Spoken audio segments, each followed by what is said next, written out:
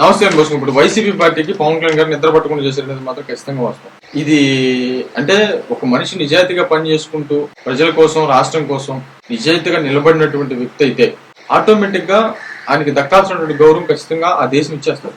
ఇప్పుడు అలాంటి అత్యున్నతమైనటువంటి గౌరవం పవన్ కళ్యాణ్ గారి దక్కింది.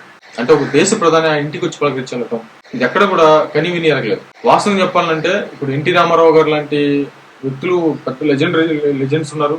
రాజశేఖర రెడ్డి గారు లాంటి వాళ్ళు లెజెండ్స్ ఉన్నారు. ఎన్టీ రామారావు గారు అయినా సరే వెళ్లి ప్రధాని ఢిల్లీలో కలవడమే తప్ప అది అపాయింట్మెంట్ తీసుకొని కలవాలి. ఒక 2-3 రోజులు ఇతరులు తెలవదు.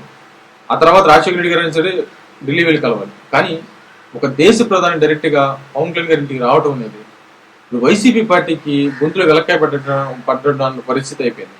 అంటే అసలు ఇంకా మాట రావట్లేదు. ఏం చేయాలో అర్థం కాని పరిస్థితి. ఎలా విమర్శించాలో తెలియదు. అంటే ఒక రకంగా చెప్పాలంటే పవన్ కళ్యాణ్ గారు అత్యంత నిజాయితీ పరులు అని చెప్పేసి మోదీ గారు చెప్పగానే చెప్పారు. దాంతో పాటు ఏంటంటే మీరు దేశానికి ఉపయోగపడాల్సినటువంటి మనిషి, దేశానికి మీరు కావాలి, మీలాంటి వ్యక్తి దేశానికి అవసరం అని చెప్పేసి పవన్ కళ్యాణ్ గారిని చెప్పారు. అదే అన్నలజినో గారికి పవన్ కళ్యాణ్ గారిని జాగ్రత్తగా చూసుకోండి, ఆయన దేశానికి సంబంధించినటువంటి వ్యక్తి, ఆ వ్యక్తి ఆరోగ్యం బాగుంటే దేశానికి మంచి జరుగుతుంది, మంచి చేస్తాడు, దేశానికి సంబంధించిన మనిషి అని చెప్పేసి ఒక దేశ ప్రధాని చెప్పటం ఇక అంతకంటే పెద్ద కాంప్లిమెంటు ఈ 10 సంవత్సరాల సుదీర్ఘమైనటువంటి తపస్సులో, కష్టాల కడలిలో, ఇంత అనుభవంలో పవన్ కళ్యాణ్ గారు ఎదుర్కొన్నటువంటి ఇంత పెద్ద సామ్రాజ్య విధానంలో, ఇన్ని కష్టాల్లో, ఇంత పెద్ద యుద్ధంలో మరి పవన్ కళ్యాణ్ గారికి దక్కినటువంటి అత్యున్నతమైనటువంటి గౌరవంగా ఖచ్చితంగా చెప్పచ్చు. ఇది మొత్తం చరిత్ర మొత్తం గుర్తుపెట్టుకుంటుంది, చరిత్రలో నిలిచిపోతుంది అసలు వాస్తవం చెప్పాలంటే.